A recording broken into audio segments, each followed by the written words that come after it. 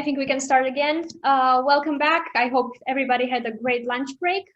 We are coming back with a session called Crashing in Compliance, where regulations went wrong. Our speaker for today is Mr. Timothy Atkinson. He's a professional pilot and expert in aviation safety, operations, and training. He's presently splitting his time between the work as a type rating instructor on the Boeing 737. He's also consulting on aviation risk for very high worth individuals and corporations, and he also has other business interests. And he's currently residing in Hampshire with his wife, daughter, and 2 dogs. Joining Mr. Atkinson, we have Johan Glantz. He's going to help us with moderating your questions. Please, you have the floor.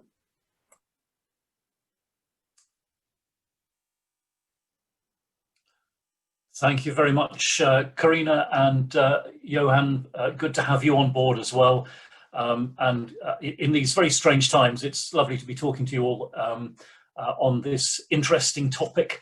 I'd just like to start by emphasising that however the conversation goes this afternoon, what we're talking about is literally a deadly serious aspect of our industry.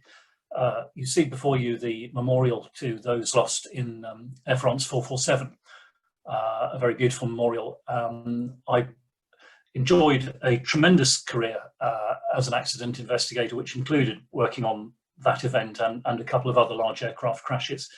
Although later on we'll look at something more along the lines of the scale with which I'm sure you're all familiar.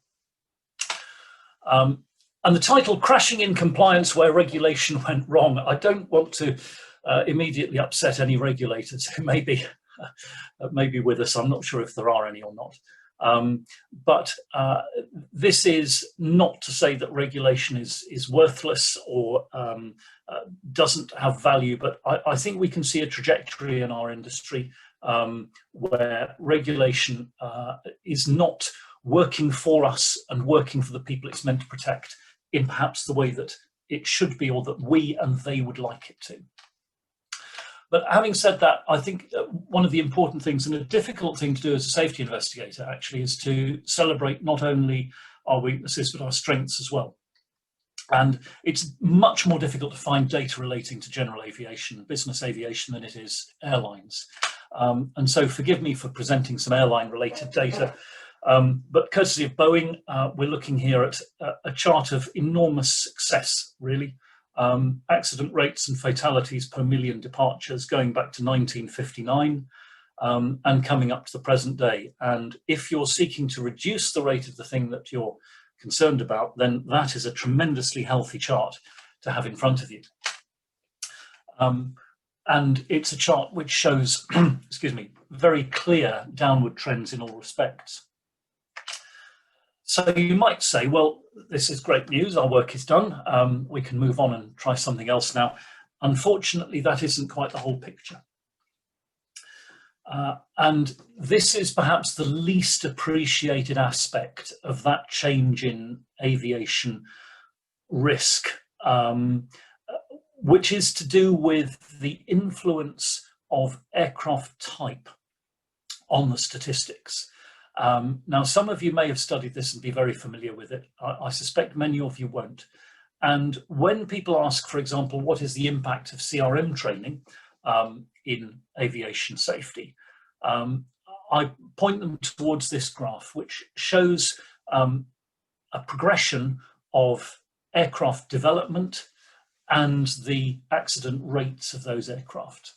And we can see at the very top of the graph there, aircraft no longer in service, and I apologise for the small text. If you're viewing on a mobile device, it may be difficult for you, but the first line there is aircraft no longer in service, 99 hull losses, of which 53 were fatal. And this relates to the Comet, Convair 880, 990, the Caravelle, the Concorde, the Mercure, the Trident, and aircraft like that, aircraft of the very early days of commercial aviation. And then we see a tremendous picture as we move down through the development of the 737 and the other Boeings, and then into the development of the early Airbuses and then the more modern equipment. We see a little spike with the MD-11, but I think we all understand that. And then when we look at very recent history and we see the A380, the 787, the 7478 and so forth, we see aircraft which have not suffered a hull loss accident yet. However, there's a blot on the landscape, and that at the bottom of the chart, of course, is the Boeing 737 MAX.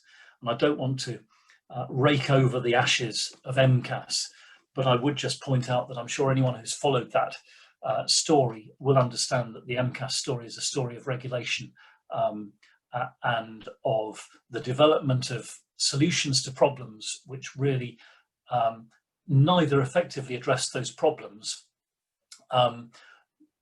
nor added anything to the design of the aircraft otherwise, and left us with two appalling accidents. One of which I just show to you here is Lion Air 610, and I'm putting that chart up in particular just to illustrate statistics for a moment, or graphs. You know, graphical data is something which accident investigators use a great deal, and it's very attractive indeed. In the two MCAS events, immediately that you look at altitude and speed plots, you see two very similar flights, and that is the kind of thing that enables the unlocking of crash investigations very early on.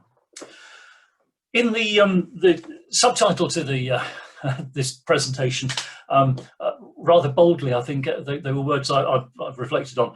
I claimed that I might deconstruct safety. Well, doing that would probably take several years of work. But I do want to put some thoughts in front of you, and I'm going to ask you now. I have the chat panel open to me. I'm going to show you a slide which says safety is our first priority. And as we carry on, I'd just like to ask anyone who has an opinion on that statement. Maybe you use it. Maybe you use it in your manuals, or you would use it in a television conference if you had a mishap involving one of your aircraft. Or maybe you have a different feeling about this statement. Do please share any of those thoughts or feelings through the chat panel, and I'll come back to them as we do so. I think it's true that we do still hear this being said by airline bosses and bosses of other industries, but increasingly, in fact, people are recognizing that that's not necessarily the case. In fact, our first priority has to be the generation of revenue and profit and shareholder value. And I think a good analogy to my thinking would be, or a good way of summing up my thinking would be to say that, yes, when I go to work for one of my clients, I'm there to deliver shareholder value. But I'm going to try to do it without harming anyone or killing anyone or damaging anything, because ultimately that's what our business objective is. So crucially, what is safety? Well, it's only ever actually an outcome. It's a post hoc analysis of what has happened.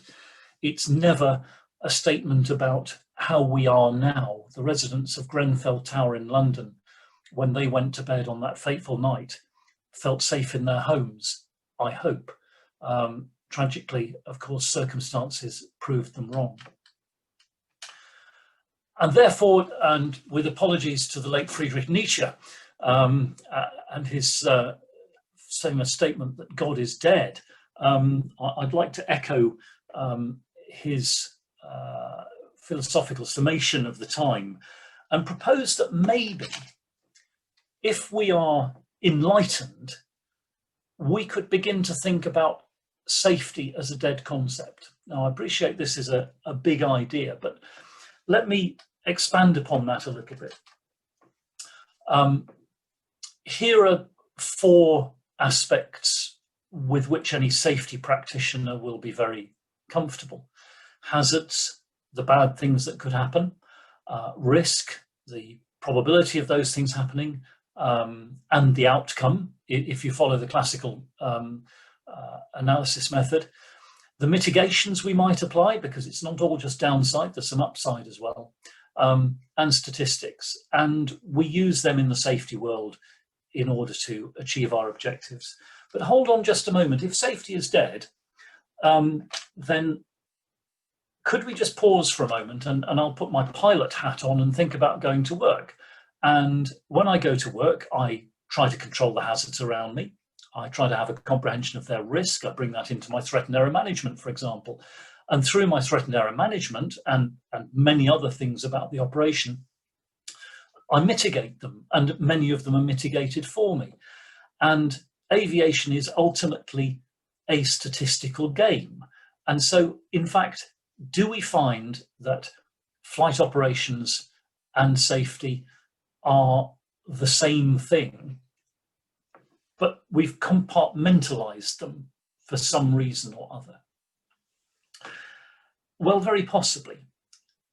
Let's do some more compartmentalizing, and let's look at what we do as aircraft operators. Well, I think broadly speaking, we do three things.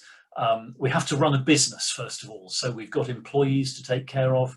We've got infrastructure that we need to maintain. We've got clients we need to satisfy. We need to run a flight operation. That's quite a distinct and specialist thing. So we've got not just employees, but pilots. We've got mechanics. We've got aircraft, which are high technology equipment. We operate in a very dynamic and sometimes very challenging environment. And then, of course, we must satisfy our regulator. And this is something which many industries do with varying degrees of success. I look back on the banking crashes that we've endured in the United Kingdom and ask myself whether regulation is really working in the financial world. But certainly it's something which we have to dedicate time to. And in posing the challenging idea that regulation isn't working, I'd like in particular to highlight my professional experience since the late 1980s, early 1990s, when I became involved in aviation. And back then, I've produced a little Venn diagram which kind of reflects a perspective, which is that those three things, running the business, running the flight operation and satisfying the regulator, all boil down like this. So there's a great deal of activity which both satisfies the regulator and is operationally and necessary in a business sense. And unfortunately, as time has gone on, the amount of activity that's necessary to satisfy the regulator has expanded. But not only has it expanded, it's actually disconnected itself in quite significant ways from the rest of the operation. And I'm not suggesting that this is representative of your corporation or any corporation in particular.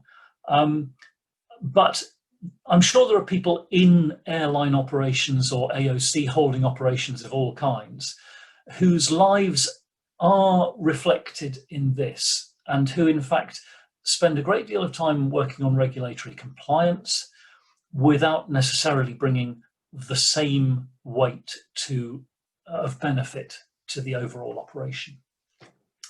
And that, I think, is a consequence of the way regulation works in general, and especially the way regulation works in aviation. And it's something which I think we need to have much better conversations with our regulators about. Different operators I have experience with have had different relationships with their regulators.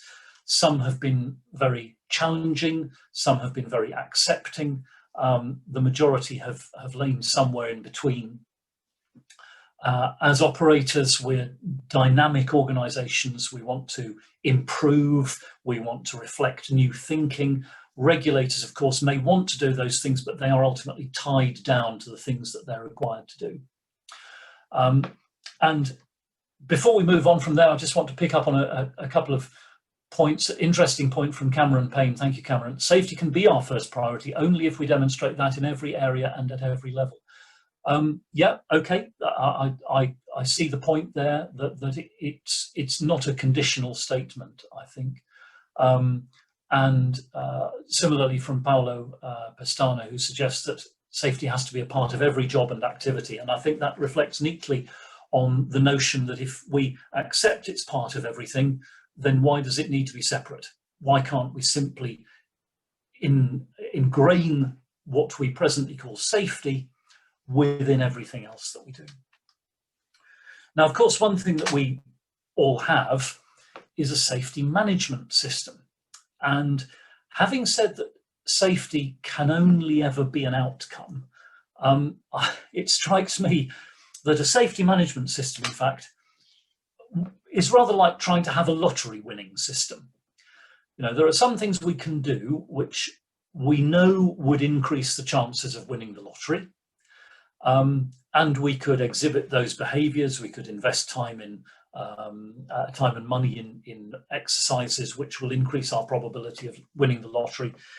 Could we justifiably expect to win the lottery as a result? Well, I don't think we could. And similarly, having a safety management system, I don't think it is a conclusion to eradicating undesirable events.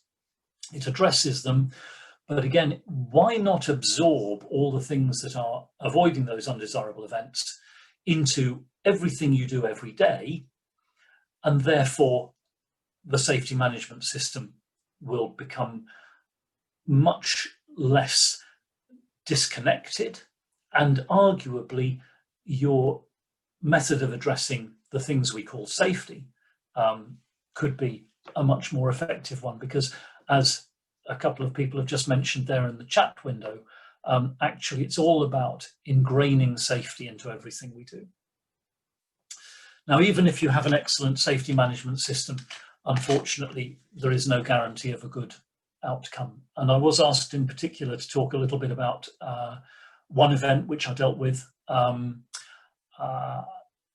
which concerned a business jet, quite a famous event, unfortunately, because the passengers on board this aircraft were members of the wider Bin Laden family. And this caused a great deal of press interest and, I dare say, intrusion during the investigation. I'd like to just put on record that I did meet members of the family in the course of the investigation, and they were delightful people. I was thoroughly impressed by them and their conduct in the light of this tragedy which befell them. This is a crash which happened in the United Kingdom, a Phenom 300 which landed at Blackbush Airport. Blackbush is an airport I know very well indeed. I was a flying instructor there myself a long time ago for some years. And how strange to be in such a familiar environment, but dealing with something so unpleasant. For a series of very complex reasons, but with one very simple starting point, the aircraft landed extremely deep down runway 25. In this graphic, which is from the published report, we can see runway 25 there. A landing distance of just over 1,000 meters, more than ample for a privately operated Phenom. Unfortunately, the touchdown point was around 710 meters into that landing distance, and the touchdown was fast as well. And the aircraft carried on along the runway over a grass bank at the end of the runway and kind of somersaulted into the area beyond. And the area beyond was the car park for a large motor car auction house. We'll see a photograph of that in a moment. And I'd like at this point to pick perhaps, in my view, the most important causal factor. And I'm not really, causation is a complex science of itself in the accident investigation world. But I'm just going to put up a couple of slides and ask you to read through them. It's an extract from the published report concerning the radio communications, and I'll just give you time to read each one, and then we'll draw some conclusions.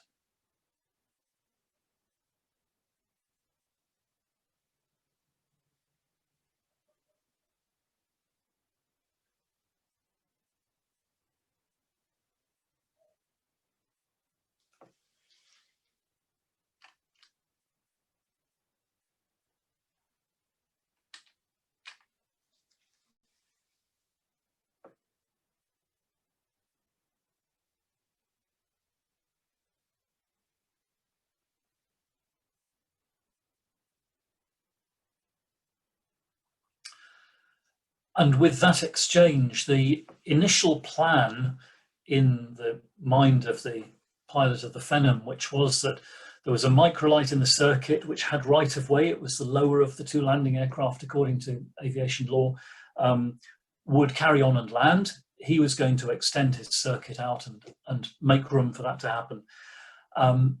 And that sequence was reversed as a consequence of the conversation that you see there, with this appalling consequence.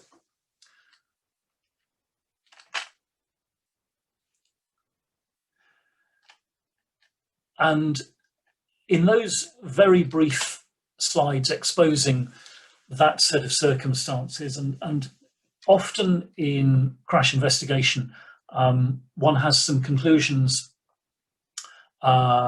which concern other things than, shall we say, bad luck, which are to do with, for example, deliberate disobedience, which are to do with lack of fitness to practice, which are to do with poor maintenance, the use of unapproved parts, and those kinds of things.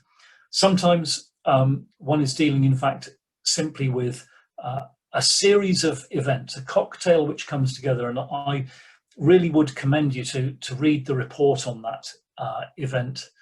It's available on the AAIB website, very easy to find online. From a human factors perspective, I think it was one of the most satisfying investigations I was fortunate enough to conduct.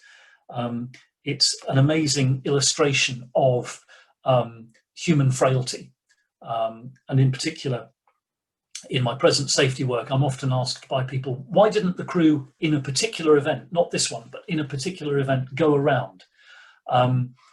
And I have a strong feeling that for that pilot, on that approach, enormously cognitively saturated as he was, even remembering what a go-around was perhaps not even a possibility.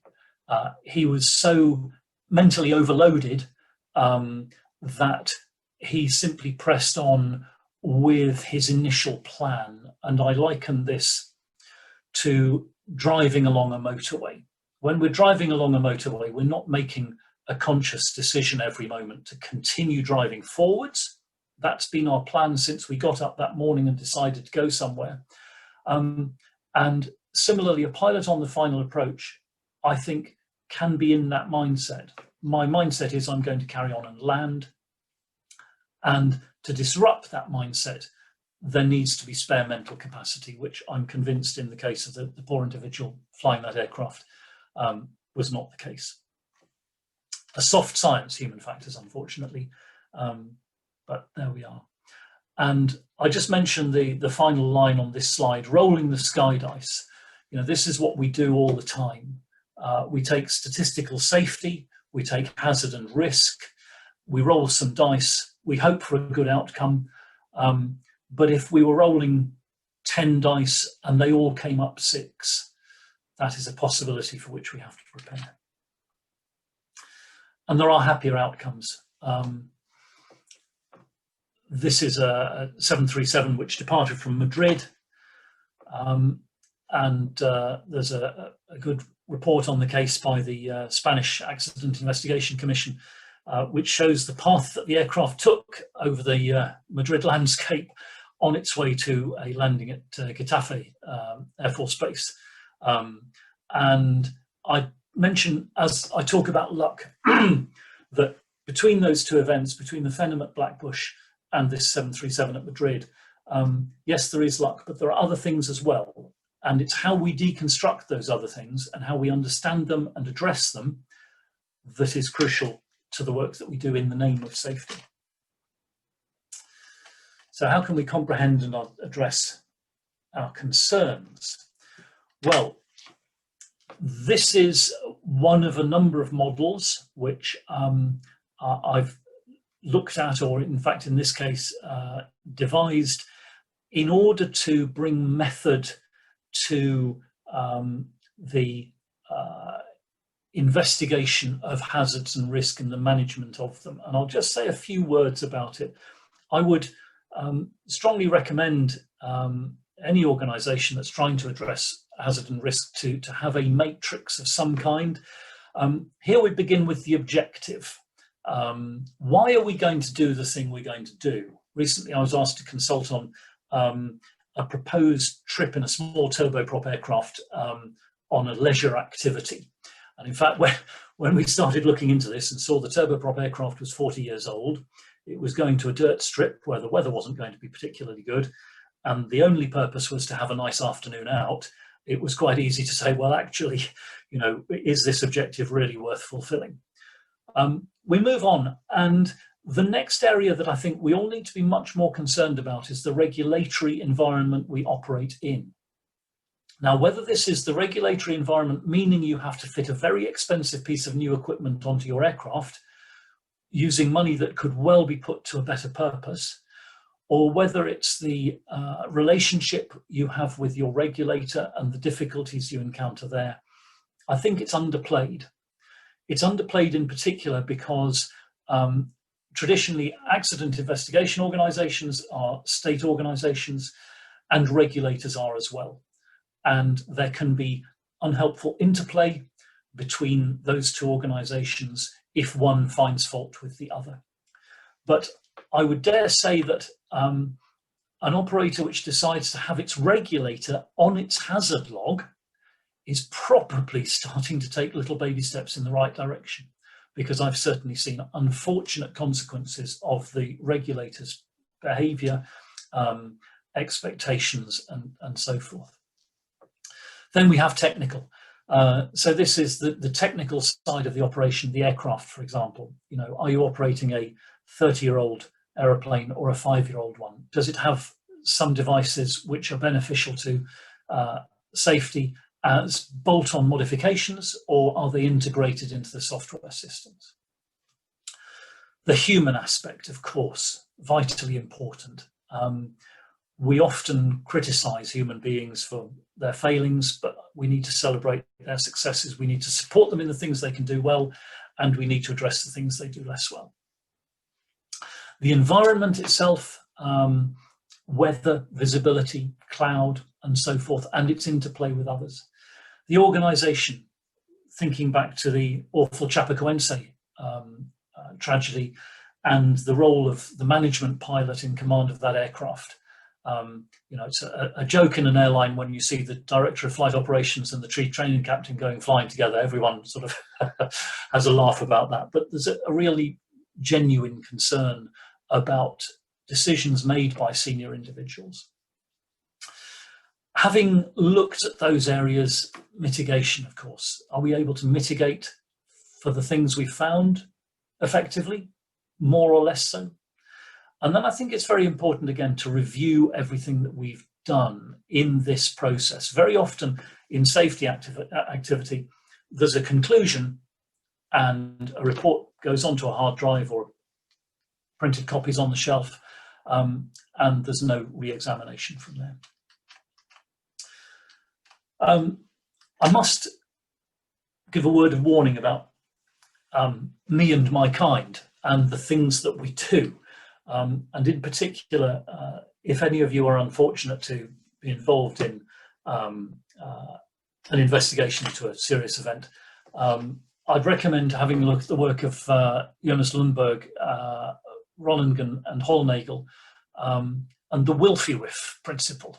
It's a charming name, isn't it? What you look for is what you find. It's the gravest area of error in accident and incident investigation. It's being led blindly through a series of thoughts instead of exploring comprehensively a field of available evidence. And it's particularly prevalent in human factors events. Which leads me, and I appreciate I'm kind of riffing around a number of topics here, but I hope that I'm providing at least food for thought. Human factors are you know, probably this is the poster boy topic, isn't it, in aviation safety at the moment. We've had many events labelled human factors in recent years.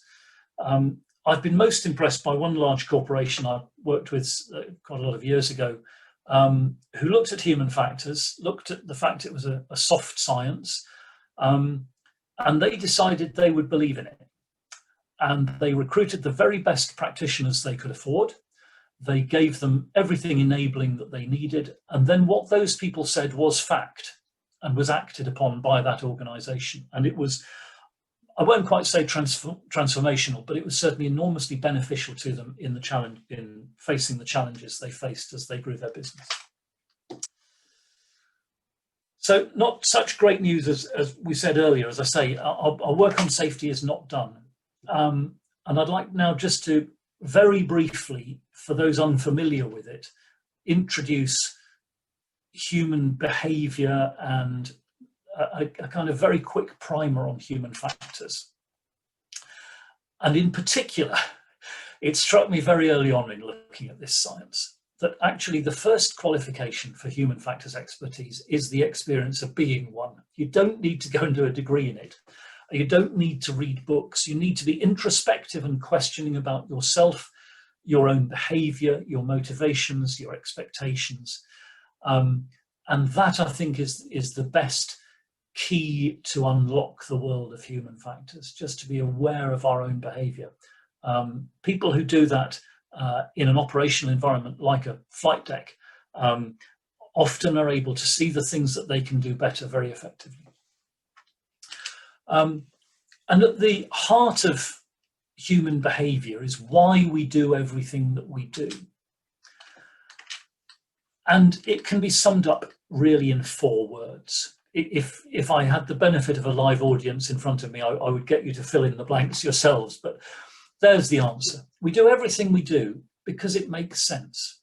I married my wife because it makes sense.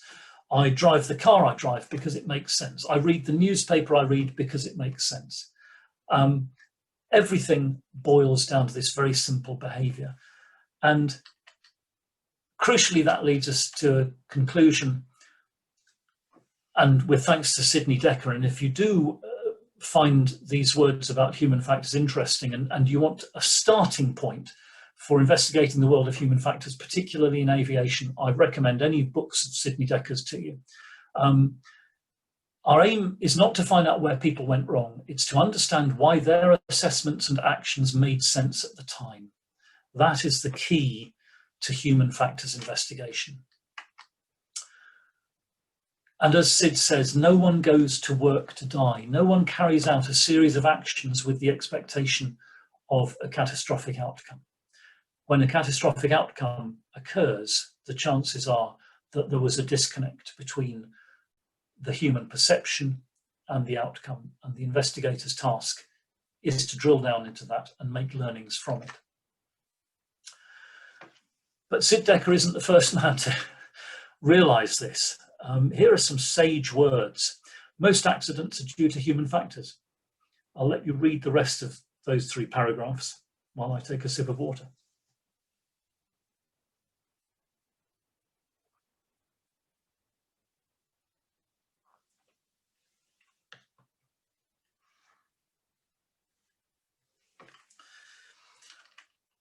And similarly, I like to ask people when they think these words might have been published, and then surprise them by saying that they come from the Investigation of Accidents to Royal Air Force Aircraft Manual, dated July 1942. Those are World War II words about human factors, and how the science hasn't come on from there, I'm sorry to say.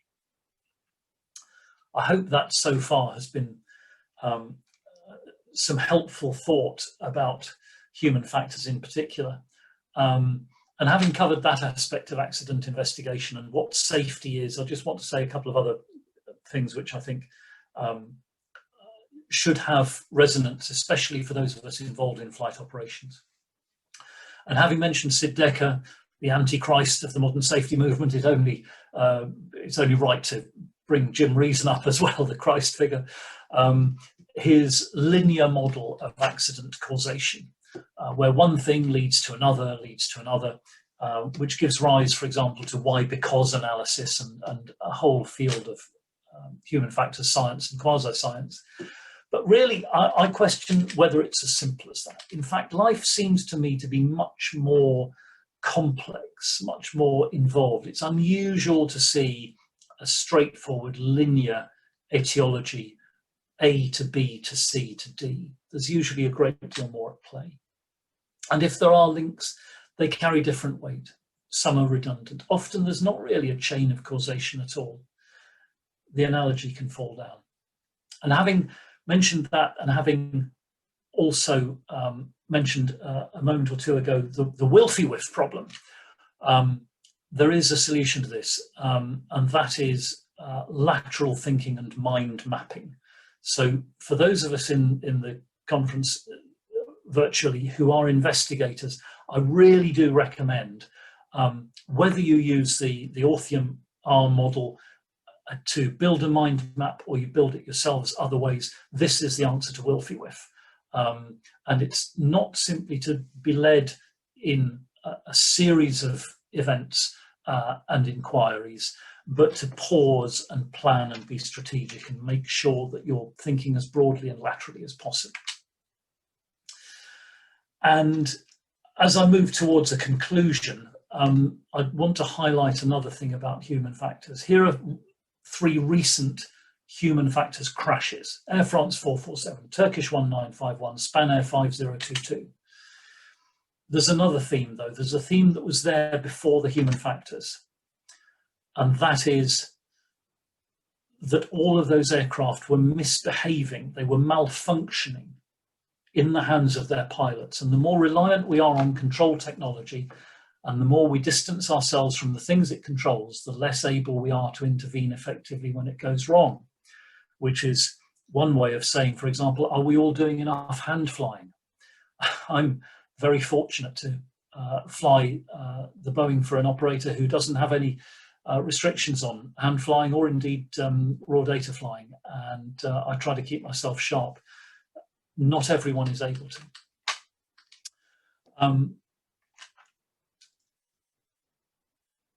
And the conclusion of those thoughts really is summed up here.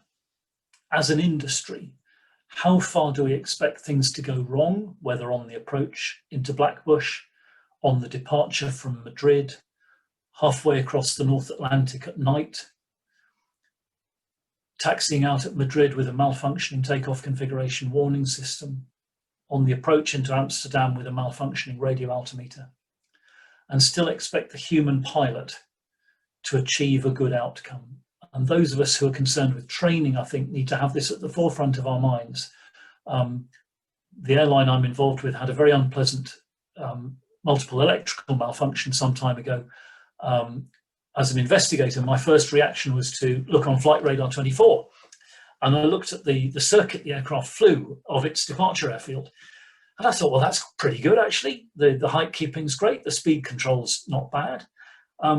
The very excellent work of the first officer who was pilot flying, in fact, was masking how seriously wrong things had gone in the flight deck. I think we're very fortunate when people like him or like Sully Sullenberger are in the hot seat when things go wrong. But of course, we can only, as operators and trainers, produce those people if we try. And here again, I find the compliance-driven aspect to training, the tick boxing that does occur, unhelpful to that objective of producing rounded, capable pilots whom we want in our flight decks. And with that thought that it's in the hands of those pilots, I'd just like to say that human factors not only provide the most fascinating study for the investigator, but they're also possibly, I think, the most important route towards this zero harm thing which people want to go for. It is, of course, fantasy. But if we really are aiming for the eradication of catastrophe, accident, incident, we need to focus on human factors. And I'd like now, with particular thought on certain aspects of the general aviation industry, just to introduce something new to you as well. And it's the POGI principle. Aviation operates from beginning to end with an expectation that the practitioners are good people trying to do good things. The law around driving a car England, where I live, is written so that it's easy to prosecute me when I do it other than the way the state would like it done. And there's a load of case law to make that a simple process as well. Aviation law isn't written like that. I think I appreciate from the conversations I've had already in preparation for this presentation that we recognise enforcement isn't working, for example, in getting rid of the grey market. And think about the Pogge principle when you approach the grey market. That conception of good intent, I'm afraid to say, is a false one, and has some very unfortunate consequences. So thank you very much indeed for listening in. It's been a real pleasure to talk. I hope it hasn't been too disconnected a series of thoughts, but I hope I've given some enlightenment on certain aspects of this mysterious thing people call safety. I hope I've provided food for thought both to the operational managers and the trainers and the business people I'm delighted to be talking to. And I hope that some of you will think back to this presentation and act on it. And I think I'm right in saying that we have about 2 or 3 minutes for questions. And in fact, I see a question already from Robert Baltus, who says, what's the alternative to Pogge? Okay, I think the alternative to Pogge, it has got to begin with effective enforcement.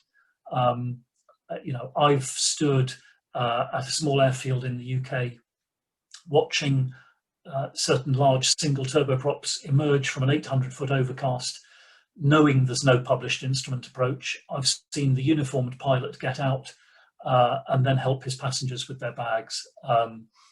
I think regulators have got to be much more willing to take action against those kinds of operation. Another question here from Cameron Payne. Considering human factors for corporate and VIP pilots. Oh, Cameron, thank you very much indeed for that. Okay, I had meant to include this, but I didn't. There is a terribly missing part of the professional pilots training syllabus, and I encountered this most clearly, and I must be careful not to give away who which event I'm talking about. I was dealing with a multiple fatality crash of a business aircraft in circumstances where pressure from the principal, from the owner, who was a very successful and wealthy man, may well have, in fact, did demonstrably from the available evidence, did play a part. And I went to speak to the fairly significant number of professional pilots who'd worked for him before. And I got 2 very different pictures. One from people who said, yeah, he was great, lovely guy, super businessman, sometimes a bit pressured, but actually if you managed him right, no problem. And I got others who said, no, nightmare, really, really difficult guy to talk to, never accepted when things weren't going right, and so forth. And I drilled down into this a bit more. And I remember one particular conversation with one of the former group of people who had spoken really quite passionately about the relationship that he developed with the principal's diary secretary, and the arrangement they had whereby he would keep an eye on the weather several days in advance, and he'd ring the diary secretary and say, you know, this trip to Aberdeen that the boss is thinking of doing next Wednesday, be great if we can move it to Tuesday. And he was managing expectation. And so thank you very much indeed for that question. I think it's probably one of the deadliest things that a professional pilot can encounter is a failure to manage client expectation. Time and time again, I dare say, particularly in the rotary world, that is ultimately what leads to catastrophe. Let me just see. I'll keep going for a moment or two longer. I hope that Karina or one of the others will cut in if I'm overrunning unacceptably. but a question from Paolo Pestana. What is blocking the aviation system to move from rules-based system to a performance-based system? Yeah, what indeed? I think probably the single biggest factor is lack of confidence in the regulator and its staff, lack of willingness to permit operators to take charge, partly driven probably by wondering what they're going to do if that happens. It's certainly an enormous challenge. And all I can do is to hark back to some earlier remarks and suggest that if we all try to build better, more open, more challenging relationships with our regulators, then that is one thing which could steer the enormous ship of regulation back towards the centre of the channel where it needs to be. And I think I'll stop there. And I don't know, Johan, do you have any anything you'd like to wrap up with?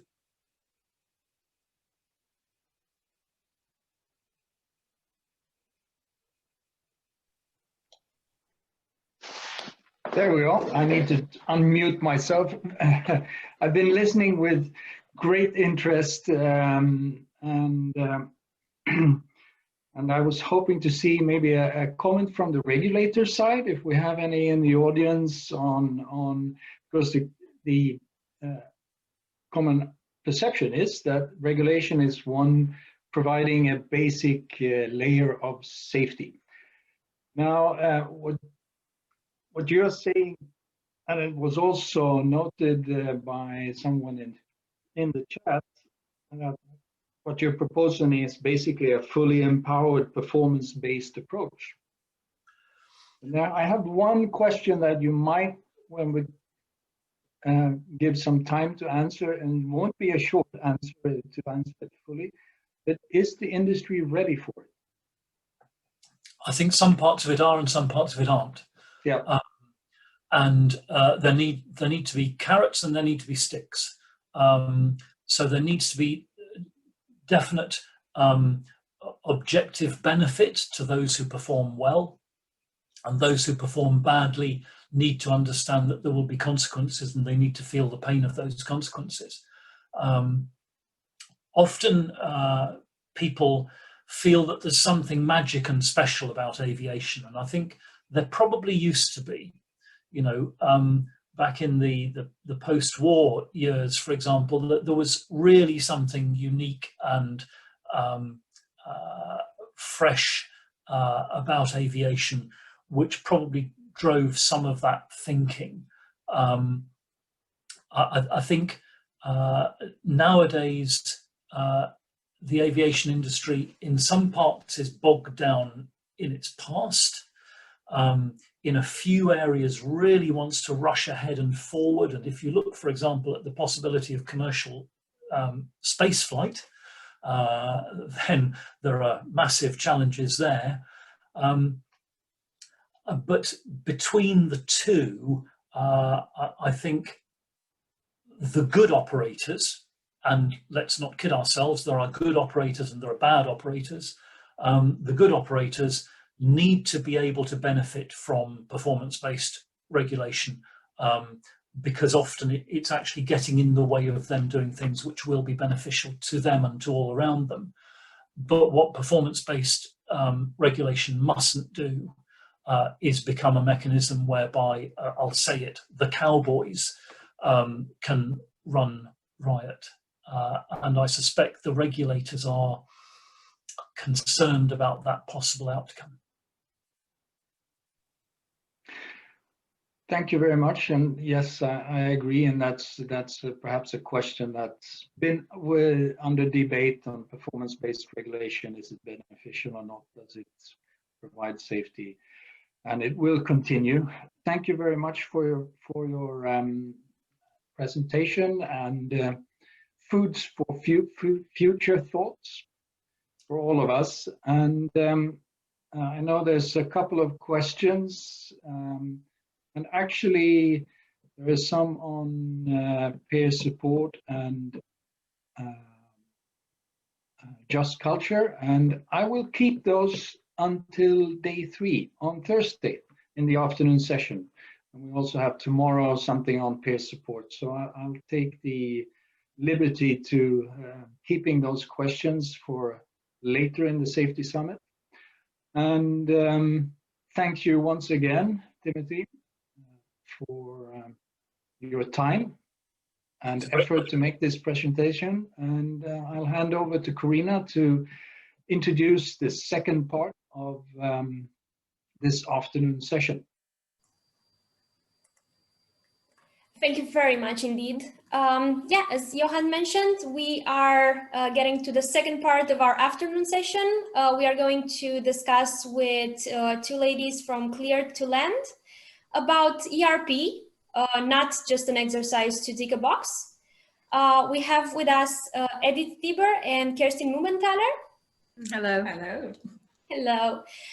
Edith is a helicopter private pilot. She's flying an Air 66, and she discovered this passion while she was traveling through Nepal, where she had to cover some impassable distances by helicopter. Her professional milestones include working as a resource deployment manager at IBM before joining Credit Suisse as an HR consultant. Before she co-founded Clear to Land in 2017, Edith worked at the Zurich airport, where amongst others, she built up and managed the market research department, and she carried out consulting mandates in Bangalore, India.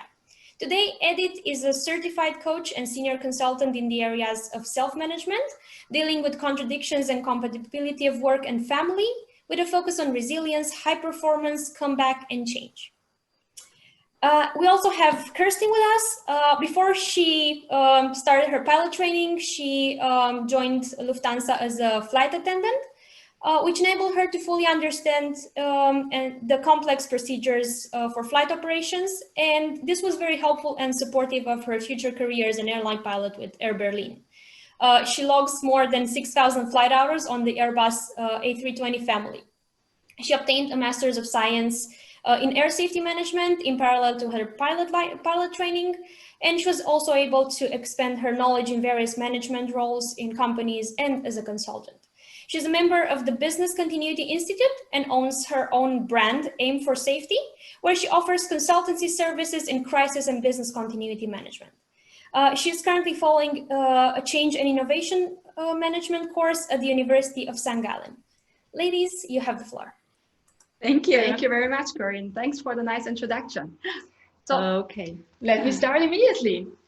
What is the best emergency response plan if your employees, firstly, do not know where they can find which information, and secondly, do not personally support these emergency response procedures?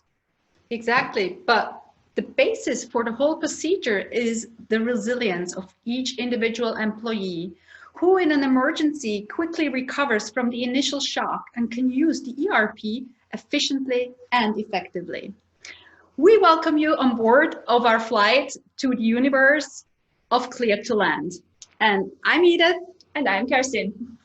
Based on the Clear to Land success principle, we will now illustrate both the importance of emergency response planning in the corporate environment and the importance of human factors. Here are the 8 core points of the Clear to Land success principle at a glance. These 8 core points of the Clear to Land success principle can be applied to countless areas in your professional and private life, and they can be translated and applied right away. Yeah. Today, we would like to transfer these 8 core points into the emergency response planning background and how to make better and successful procedures and decisions, looking closely at the corporate and the human factors. So let's get started with the first core point. Kerstin, tell me, what is a flight plan? I don't know. No, of course not. I plan routes, plot courses, heights, and distances on the map. I recapitulate various procedures and processes, like emergency briefings, for example. I make capacity for decision-making before my takeoff. I plan ahead and I include the unexpected. So that means before every flight, the line on the map is essential to also visualize the flight. Exactly, because by failing to prepare, you are preparing to fail. Benjamin Franklin, he was a smart person. This quote is, in my eyes, one of the best descriptions for crisis management, and it sums up perfectly in one sentence what it is all about. Another important point is the knowledge of the most important products, services, and critical processes. You may have heard of a business impact analysis. This is a process to identify exactly the most important processes and products or services of an organization. By the way, in my consulting work, I find it amazing how little knowledge even large corporations have of their own products. But this is essential. Even my first flight instructor already told me in one of the first lessons, if you know where you are, you can be wherever you want to be. If I don't know my status quo, I can't achieve defined goals. And this affects all employees, from senior management down to the users. And how can the crisis team work effectively when they don't know what they shall protect? I even go one step further and combine the steps of a classic business impact analysis and risk assessment with the logic of fuel planning in the cockpit. The point is to always build in sufficient reserves during the planning phase. In the cockpit, this is the planning for the flight. In your company, these are, for example, the emergency procedures. Yeah. In other words, we have far more fuel on board than you might think. On a short trip, for example, within Central Europe, the actual trip fuel from A to B might be less than 1/3 of the total amount of fuel on board. We have the fuel for taxiing to the runway. Then we have the actual trip fuel from A to B. Then to the alternate airport C, plus 30 minutes of holding, plus my self-determined extra. If the conditions at the destination are critical, even 2 alternate airfields have to be planned.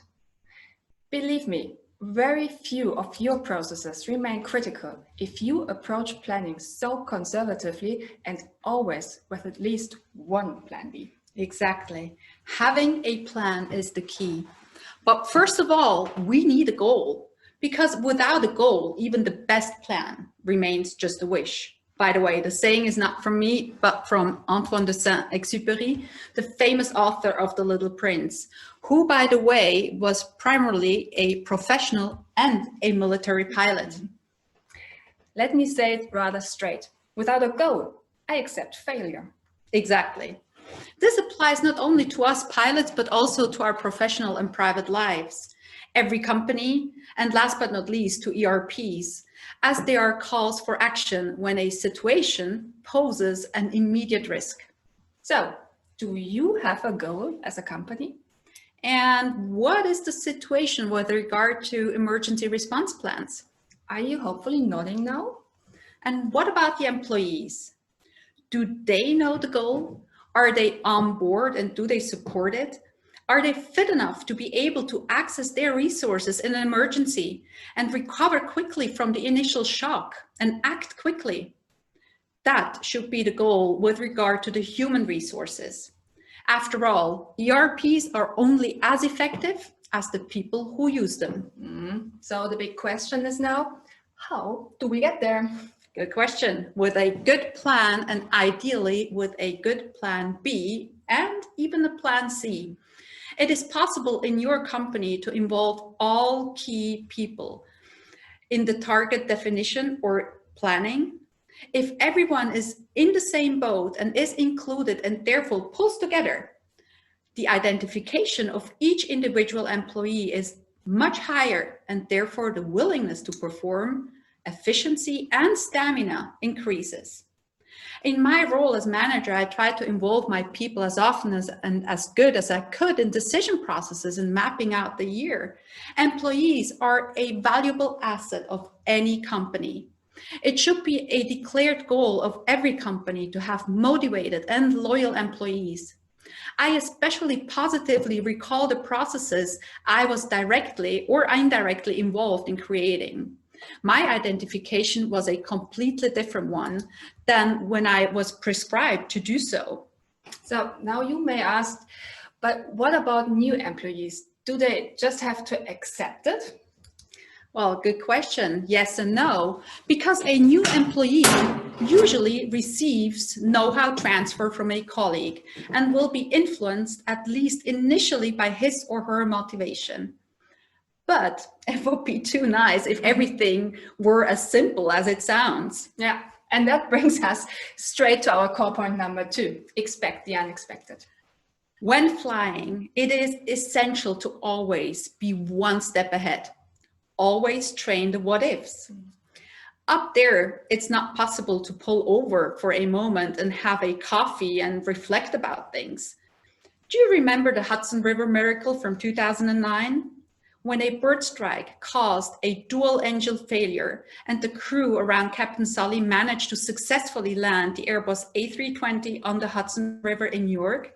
I guess Sally did not wake up that morning already knowing what kind of challenge would wait for him. Definitely not. Expect the unexpected. And this principle is actually always decisive. When I asked my first boss, the CEO of an airline after all, how the crisis management in the company was organized, he replied that in his opinion, a crash scenario could not and would not happen. What is the decisive difference to the cockpit? That's easy. We are constantly in the simulator and train emergency situations so that they become almost normal for us. We get really nervous if there is no ringing warning bell for more than 2 minutes because we think that we might have missed something. We are well prepared to always expect the worst because we realized that this is part of our job. Do I have these possibilities in crisis management too? Of course, I do. I can use crisis exercises to get employees out of their comfort zone in a targeted manner and guide them under realistic conditions to scenarios that deviate very far from daily business and where they quickly forget that it is only an exercise. But have one point in mind, you should have experienced professionals in exercise control to achieve a best possible result, because only then it is assured that the scenario is controlled and steered so that every participant can get the most out of it. Negative training should be avoided under any circumstance. And what are, in your opinion, the most important points of successful crisis management? Do you have the next 20 hours? Beside the fact that you should have a professional and well-trained person in place who is responsible for the processes, of course, there are several essential key points. But some of the most important are strategies, tools, and know-how that allow a quick assessment of whether and when an event can become a potential crisis for the company. Criteria such as duration, the impact on my company's objectives, financial effects and aspects, the influence on company resources, infrastructural aspects, and above all, of course, influences on the safety and health of both employees and customers should play a decisive role here. Exactly. Having this in mind, you should have already realized that there is only one way how you achieve a successful and robust emergency response structure. Yes, by training, exercising, training, exercising, train. Do you want me to continue? Well, this all sounds very pessimistic, but it can be described as defensive pessimism. By the way, this term comes from Richard Wiseman, an American psychologist whose book Shoot for the Moon is one of our favorite books. Yeah, and we can really recommend it. But we are not pessimists. This protective pessimism brings a positive approach to negative thinking. Instead of running away from possible problems, we turn towards them and try to anticipate and define appropriate measures to solve or even prevent them. Let's create a situation. If your employees are pure optimists, they assume that they will never have to use DRPs because nothing will happen. But on the other hand, if they are pessimists, they will do exactly the opposite and operate with a negative mindset, which we don't want. But as defensive pessimists, they consider the what ifs and prepare themselves accordingly for possible eventualities. Well, not everyone is the same, but as a company, we can bring everyone to the same denominator by looking at the what ifs together. Of course, it is not possible to anticipate everything unforeseen. Exactly. But through mental confrontation, you automatically become more flexible in your way of thinking and how you tackle problems. And this is part of resilience. And the good news is, it can be trained. There are different techniques for this. If you're interested, we would be happy to look at them with you, but here it would exceed the scope. But resilience is the key to ensuring that employees remain capable of acting in stressful and unexpected situations and also recover from them.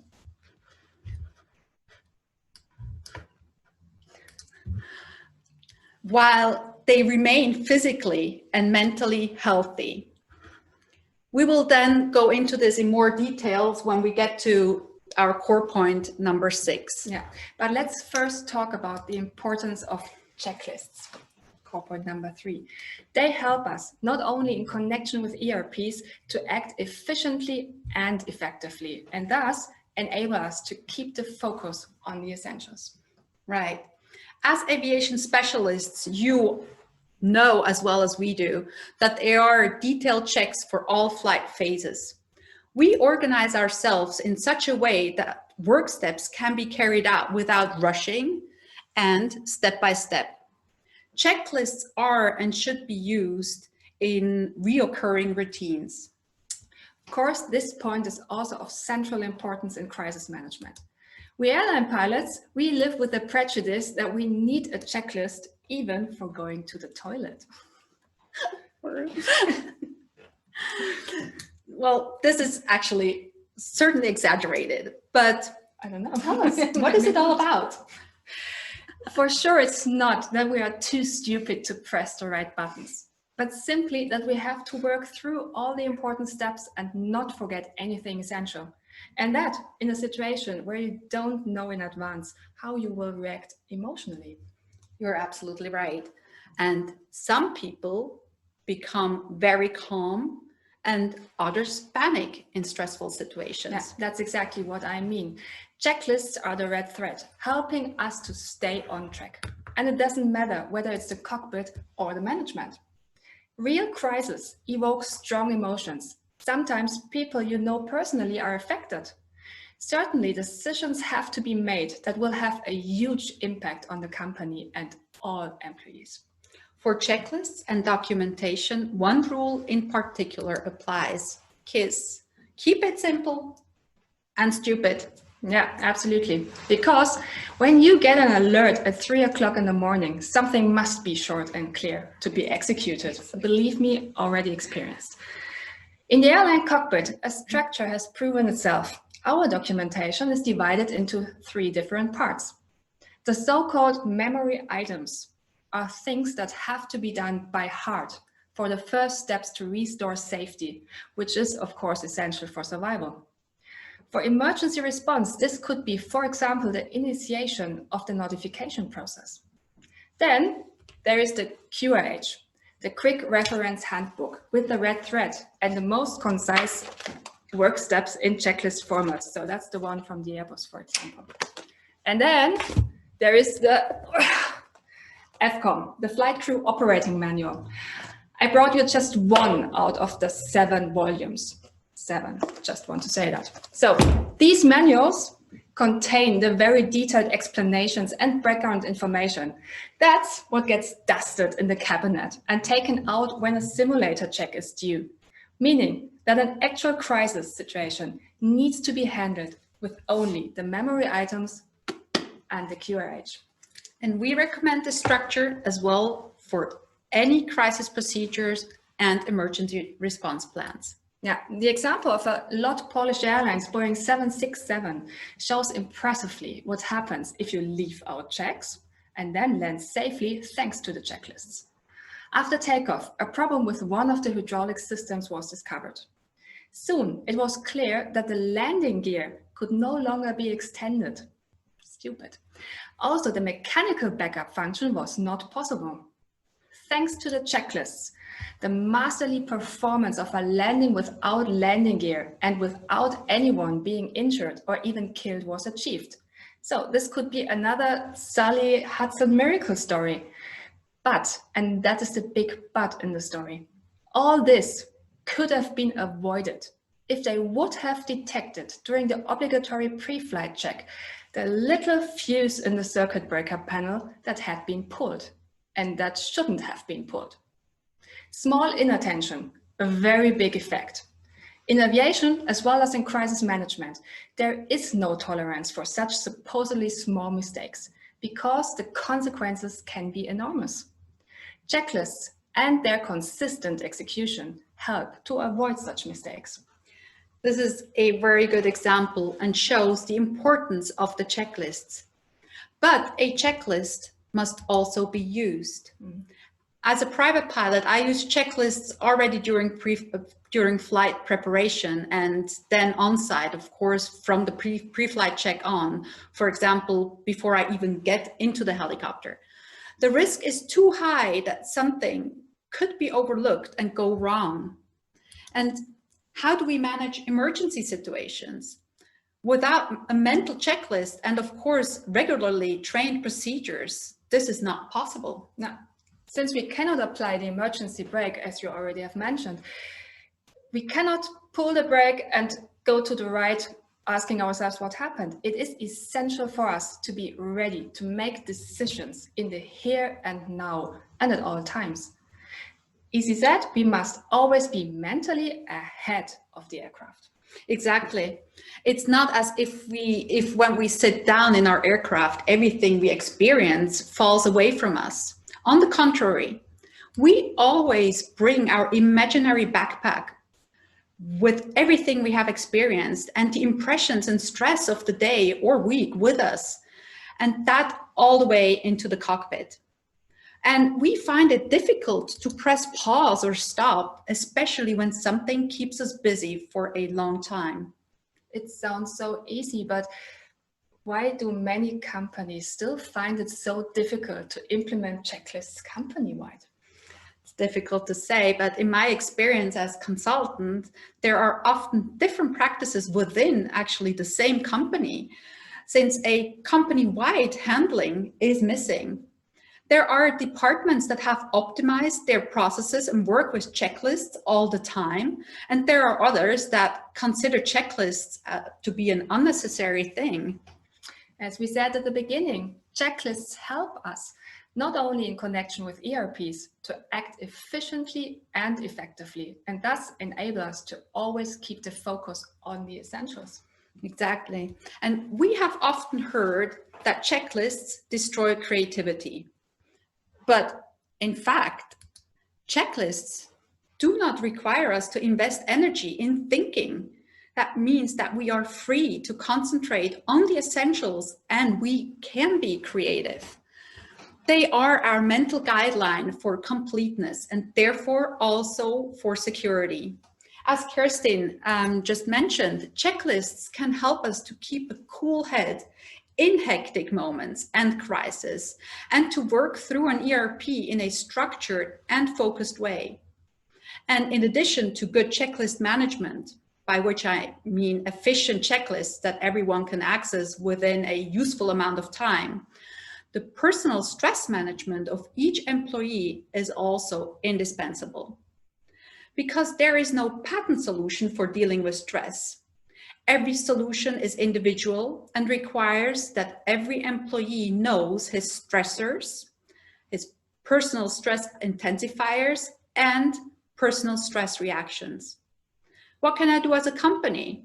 As a company, I can provide support here and set up appropriate workshops so that every employee knows his or her individual stress management strategies, because these are the key to mastering emergency situations successfully and without health restrictions, which is also a very important factor.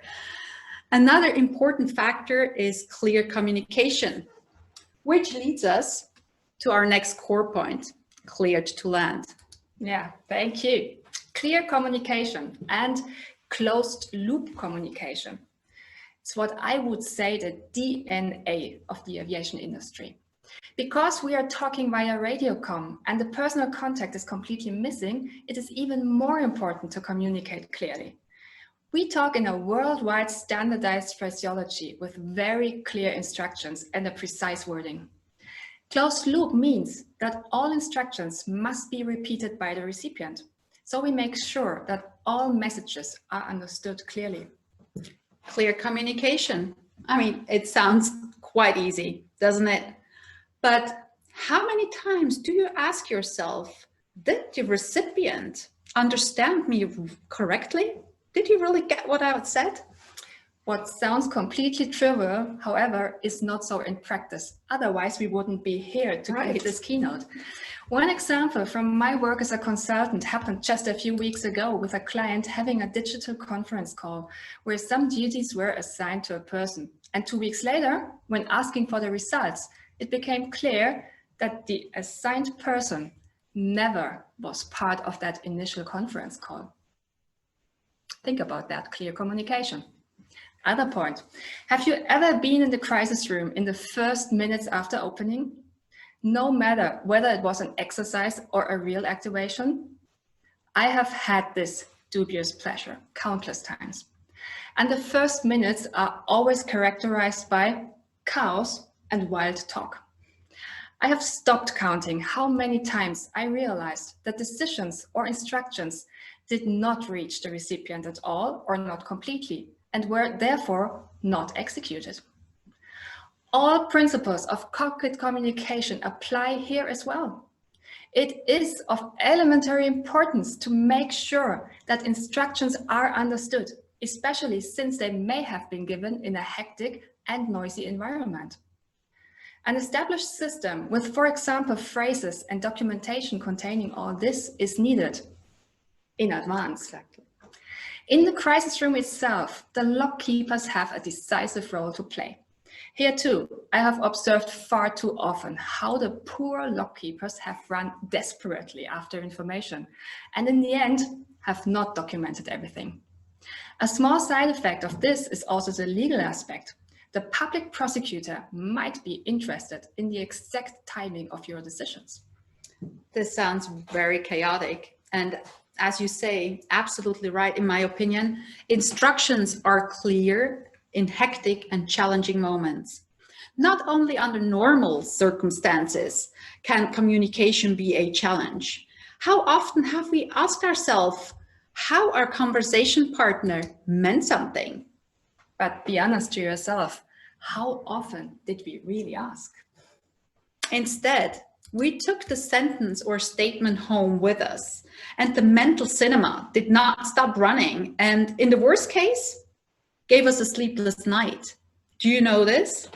And be aware, in an emergency situation, everything gets intensified.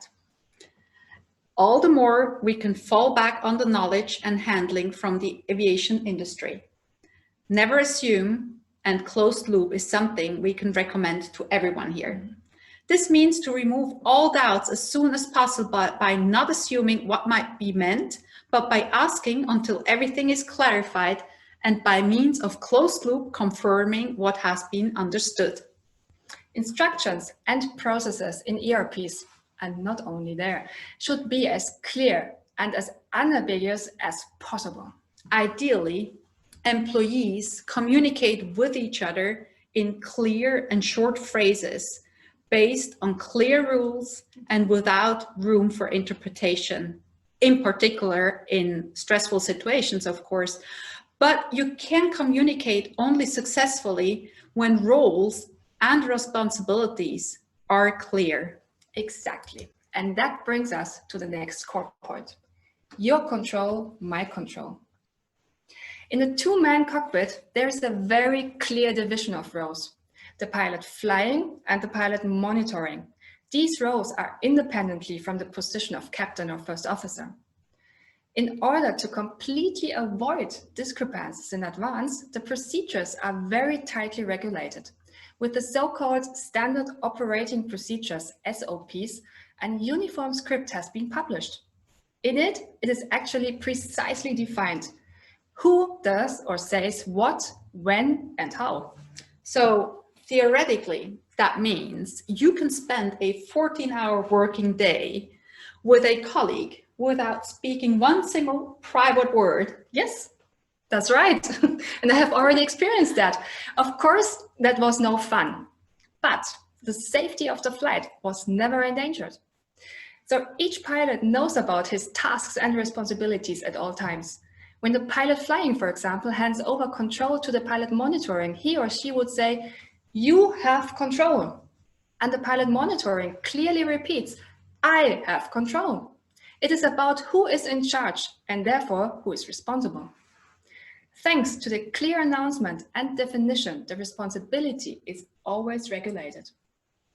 The difficulty in crisis management is that both the composition of the crisis team and the distribution of roles and responsibilities are far removed from the actual normal business. Yeah, suddenly people have to work together efficiently who otherwise have little or even no points of contact.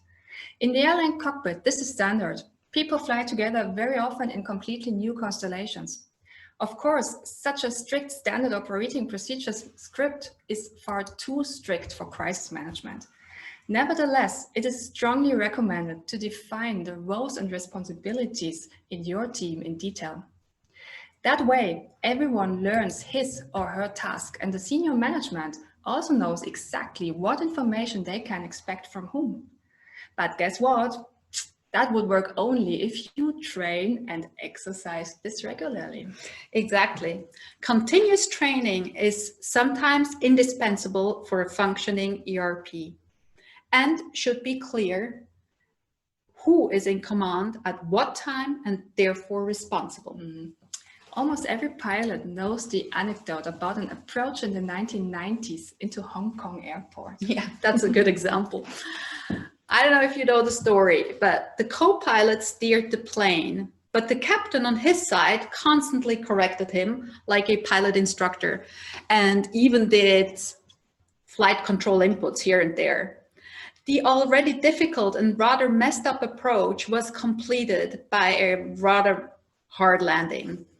Then the captain said, "You have to admit one thing, Mr. Colleague, you still have to practice the landings, don't you?" And the co-pilot looked at him a bit perplexed and said, "Why me? I thought you have landed."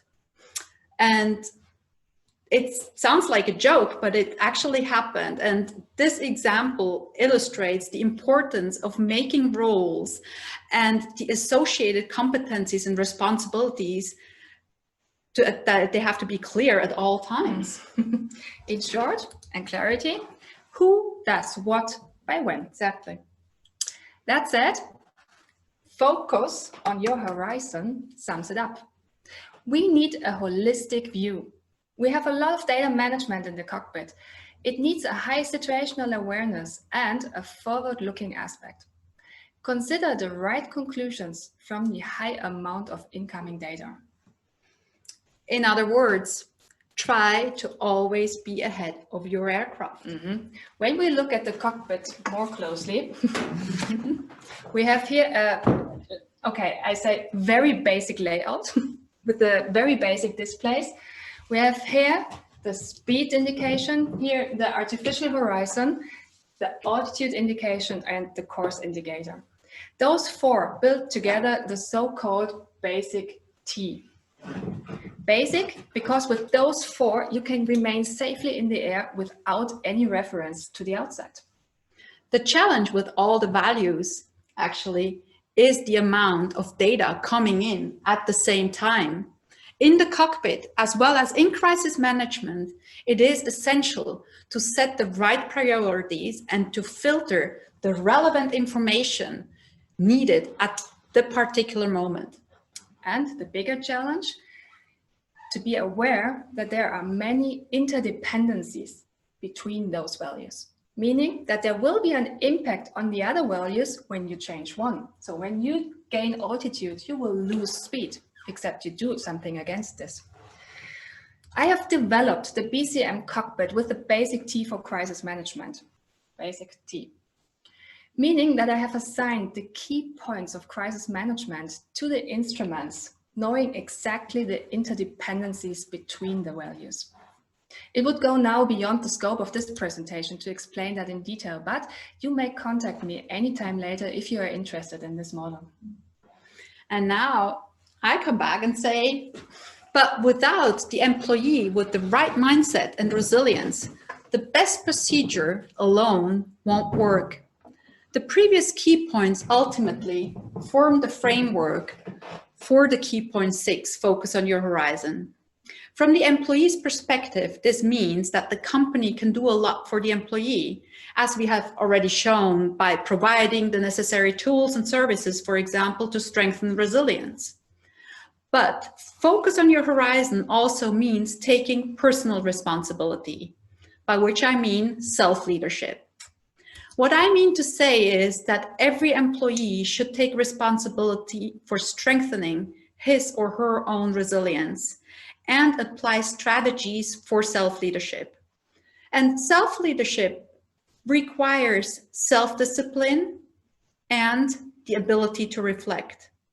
These are actually core competencies to be the pilot in command of his or her actions. People with these skills are also needed to successfully implement emergency response procedures. Exactly. A high degree of resilience and self-management is necessary when dealing with challenging situations. They can be quite overwhelming. One remains capable of acting and assertive and has the ability to grow with challenges and difficulties instead of letting them get you down. Resilient employees have the ability to quickly access the necessary resources and use them accordingly. It can be said like resilience is a bundle of competence consisting of inner strength, mindfulness, flexibility, and of course, resilience itself. Resilience is considered a core competence, which is indispensable, especially for employees working in crisis management and with ERPs. And because only those who are resilient will ultimately remain capable of performing and acting. And that is exactly what companies need. And the good news is that resilience can be learned and it can be trained. And as with stress, there is no universal solution for resilience. It is a personal process in which the ability to be resilient must be strengthened from within. And thus, one's own ability to act must be acquired and maintained.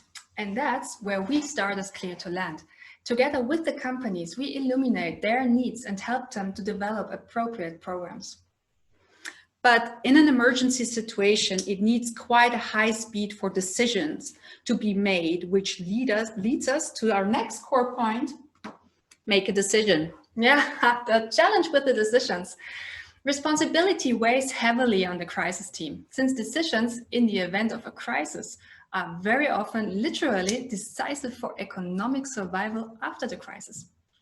Again and again, I observe that endless discussions take place without coming to a conclusion. And as soon as new information comes in, no matter how unimportant this might be, the topic of the actual discussion is often forgotten. In the airline cockpit, we know this, so we use models for decision making. In most cases, the 4-deck model developed by NASA. As soon as a problem arises, the model is taken and discussed without emotion and just based on facts. The goal is always an organized, structured decision-making process. So, 4-deck, what does that mean? F stands for facts. So you just discuss all the facts you have in that current situation. O, that's for options. You always have more than only one option in a situation, so you have to define 2 or 3 different options. Then we come to the R, for risks. For each of your defined options, there are certainly risks, so you have to define them. Then there's the D, for decision. And then the E, for execution. So you have to execute whatever you have decided before. And then there's the C, for check. Very important point, because this sums it up if you have achieved the result you wanted to achieve. Have you noticed another point? There is no way back from risks back to facts discussing again. No. After having discussed all the risks, you have to take a decision and nothing else. That is the model, from risks to decision and not back to the facts. Exactly. And the big advantage is that every pilot in the cockpit uses the same common thread, and thus solutions are discussed in detail together. Now, such a common thread is also very useful for the work of the crisis team. If all members start from the same model, endless discussions can be avoided. My experiences from crisis exercises and unfortunately also real crisis are, apart from these endless discussions, also there's no follow-up. The check if the decision led to the desired result. With the theiC model, you will always do a follow-up because it is the logical way how you use the model. Correct. And theiC is a proven and a solid model. In our eyes, however, it is still expandable for companies. Yeah, therefore, we have gone a step further and have added the human factor to the classic theiC model. We have designed a completely new model named Clear Me theiC. Exactly. And the model is based on a holistic approach, analyzing existing strategies and processes, taking into account corporate and human factors, and thus enabling a company to work more efficient, especially in crisis situations. So if you want to know more about it, feel free to contact us after the presentation. In crisis situations, a common denominator or a common uniform approach can be decisive in determining how to deal with them. A systematic and structured approach based on a predefined process, such as theiC, avoiding unnecessary discussions and ambiguities, facilitates decision-making. It is also often the fear of making a decision that paralyzes us.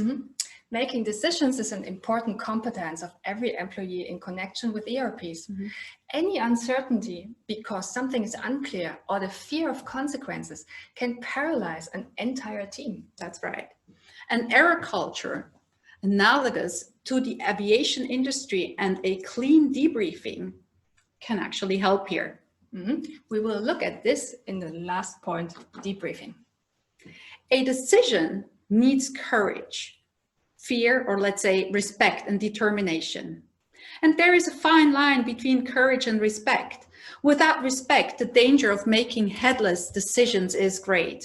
And without courage, we do not decide, and the danger of falling into lethargy is great as well. I have often experienced how fear can be paralyzing, or how headlessly people rush forward without actually reflecting. Decision-making processes facilitate especially hectic and challenging situations. To round everything up now, let's talk about debriefing, our last core point. After every flight, a thorough debriefing is recommended. Where have there been errors and where is potential room for improvement? As a pilot, you should be one thing above all. You have to be able to take criticism, because every single flight, every landing, every check is analyzed and discussed in detail, always with the aim of identifying potential for improvement. As a consultant, I often see that members of the management team simply leave as soon as the serious situation is supposedly over. It is then left to the employees to deal with the outcome. In my opinion, this is a very big mistake, because the review is an important part of situation handling, because change might be the new normal. Yeah, without change, we come to a standstill. Within the company, it is the senior management being responsible for taking on a corresponding role, and thus also for being an integral part of the process. Yeah, because the strategic recovery is just as important. Most companies nowadays have some kind of emergency response and crisis management plan, but they have no idea of how to organize and plan the recovery. Here, the decisive difference is possible to stand out from the competition. The faster you get back to normal operations, the faster the company will recover economically from a crisis situation. And the ways in which errors are handled vary from company to company. The introduction of a comprehensive error culture with corresponding processes and open communication often requires a change of culture within a company. And debriefing actually means taking stock, be it for yourself personally, for each process and each project. Debriefing is eventually also self-reflection, personally and as a group, which, as we have heard in the previous discussed core point 6, is a core competence in connection with self-leadership. With a thorough debriefing, strength can be strengthened and anchored, and potential for improvement can be identified and implemented for the next time. Very important. What debriefing does not mean looking for guilty parties, or even worse, showering yourself with praise. Exactly. When conducted correctly, debriefing is a simple and effective instrument that brings all participants to the same level. It eliminates uncertainties and promotes collective learning. Continuous improvement can be ensured with a simple embedded debriefing process. Especially in crisis management, we believe this is an indispensable and essential tool that all companies should have introduced. And what would you do with your lessons learned? How do you implement your findings, Kerstin? By implementing a flight plan, for example. And this closes our own clear to land loop. So let's start from the beginning with core point number 1. Johan, maybe you want to recapitulate all the key points again. No, just kidding. With this, we conclude our session for the moment and hand over to you, Johan, and for all the questions which hopefully might arise now. Yeah, thank you.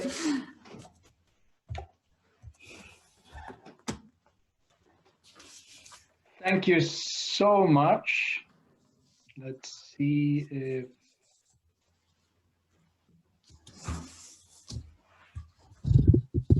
okay. I still think you are in. No, there I am. Thank you so much for this fantastic presentation. I like your take on bringing the procedures, techniques, and standard operating SOPs, etc., from line flying and expecting the unexpected in that daily work into crisis management. What I would like to do is start off a short Q&A.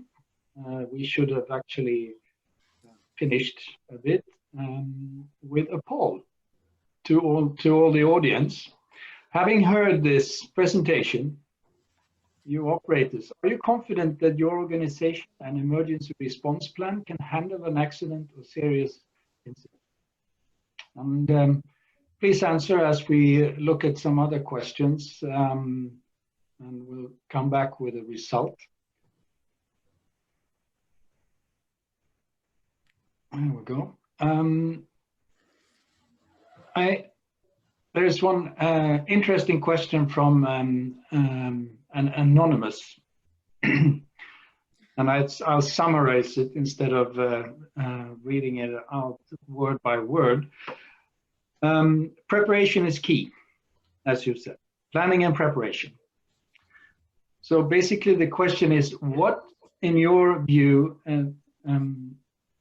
is the reason for some member leaders in companies not to make emergency response a priority and invest in training and so on, but rather deal with an accident or incident or crisis when it happens?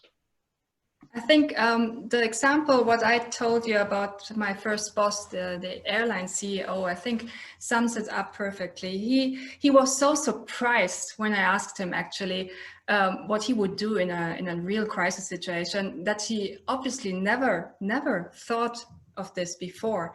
So I think it is kind of human nature not wanting to deal with negative aspects. And the more important is that there are professionals in the company who always put pressure on exactly this topic, because as we said, we are convinced preparing is everything in this case. You can deal with a real crisis situation a lot better when you are prepared and when you have procedures and processes in place. And we don't want, of course, we don't want people to be pessimists, as we said, but what we would really like to enforce is this, the term we said, defensive pessimism, basically, that you think about the what ifs, what might happen.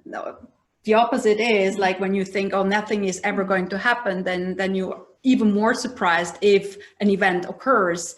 But if you prepare for the unexpected, like if you expect the unexpected, and if you look at the what ifs, what could happen, how would I possibly deal with it, what measures do I have in place? And of course, this is quite a process you have to go through, and probably not a very always happy process, because you have to, you'll be confronted with, of course, questions you have to ask yourself and your company, how you're going to deal with it. And maybe some companies, yeah, they just, how shall I put it, maybe rather go a convenient way. And maybe another point is, especially senior management always sees the costs and not the direct benefit out of implementing procedures and safety relevant processes. But one of my first university teachers, he told me safety is priceless. If you think safety is expensive, try an accident, because this will be a lot more expensive. Yeah. And cost to the company. Yeah. Exactly. Thank you. Yeah, you stole my words, my comment to your comments. If you think training or crisis management is expensive, try an accident. And I think your presentation has made some of our audience to think. And there's one question. For a company wanting to redesign its emergency response program, what are the first steps, apart from contacting a consultant like you to help you with the process? How should they think, and what can they do? It all starts with a status quo. So you have to have a good overview. As my first flight instructor say, when you know where you are, you can be wherever you want to be. So if you know your status quo by audits, by feedback sessions from the employees, for example, and then you can define where you want to be. And there is a best industry standard. It's just then the gap definition from the now to the where do I want to be. And it all starts with a plan. Yeah. So you look, as you said, where are you? Where are you coming from? What is your present situation? And you make a plan where you want to be. And if you're a professional and trying to convince the people in your company, think of the point 2. This is as well my own experience. That's right. Thank you. And actually, there's some good results in the little poll. There is a majority that think they are confident. They have their planning in place, but still there's about a third that needs to do something and plan for the unexpected.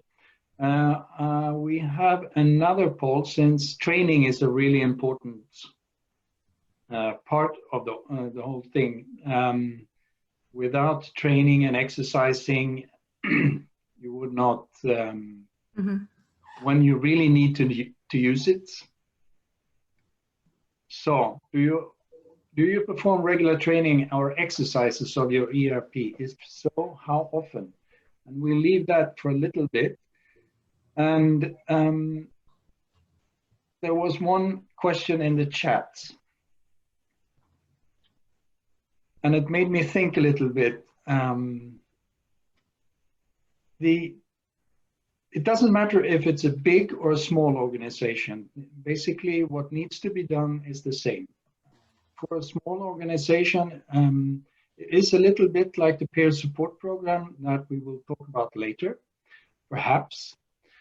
So for a small organization and the crisis happens, the whole team will be involved, I suppose.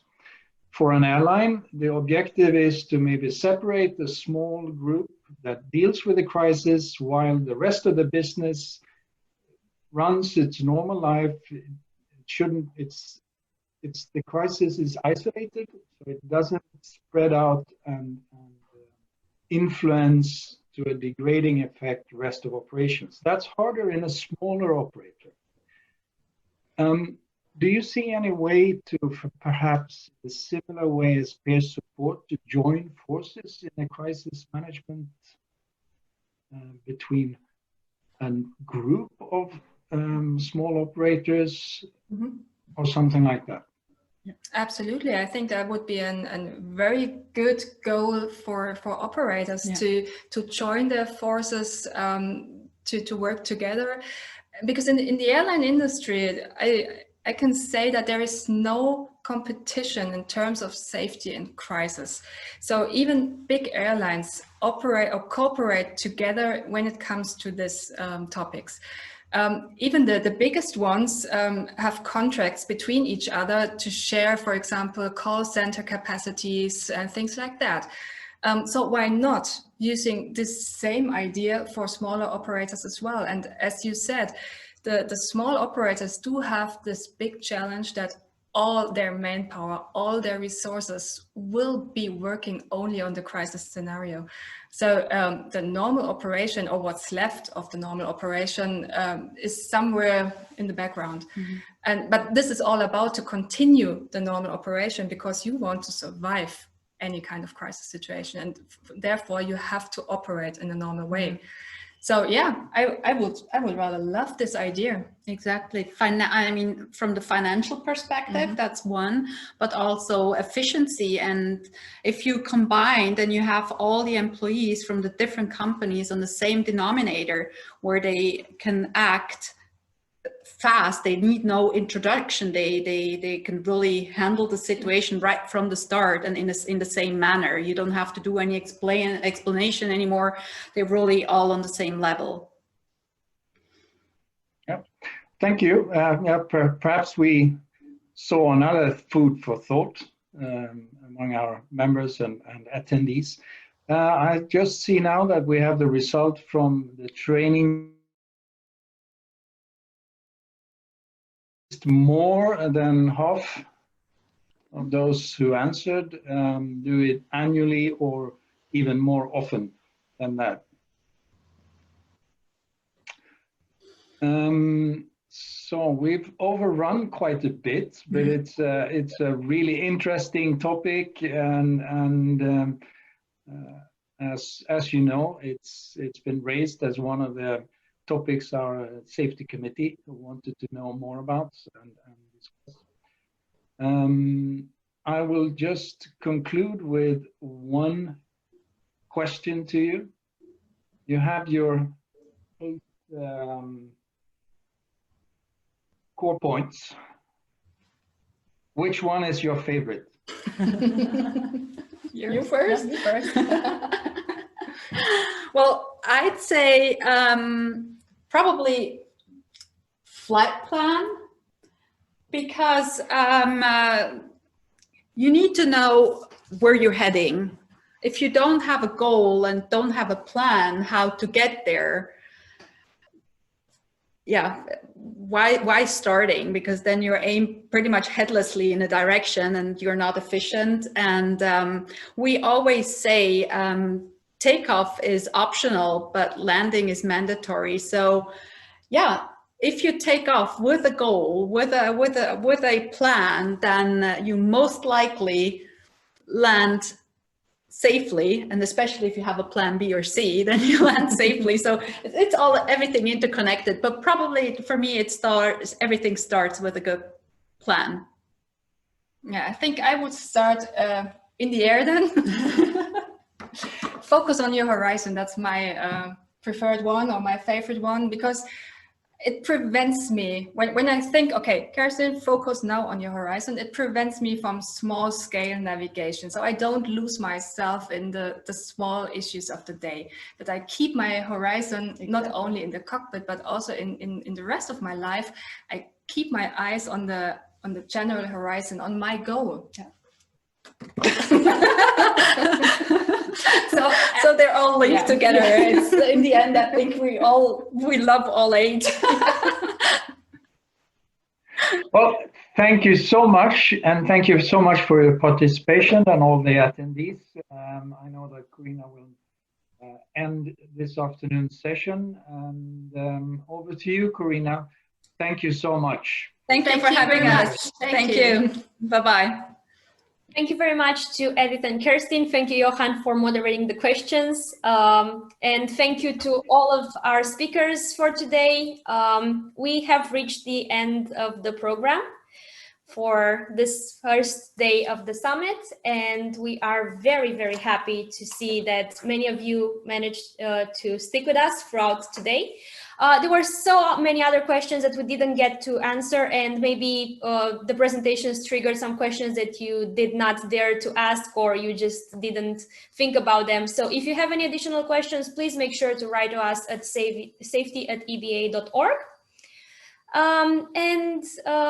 You might remember that Atar was mentioning this morning the Be Safe safety alerts that we have been sending throughout the COVID crisis. Well, that's part of a bigger project that's called Be Safe, which is EBAA's safety newsletter.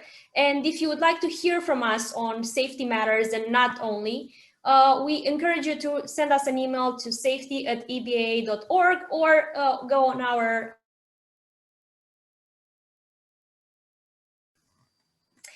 And I would also like to thank you very much, our 3 speakers, 3 sponsors, which supported our event. Bombardier, Dassault Aviation, and Gulfstream. We are extremely grateful for you supporting us despite the current circumstances, or even more so in the current circumstances. And we invite you to join us again tomorrow for the same means. We are going to start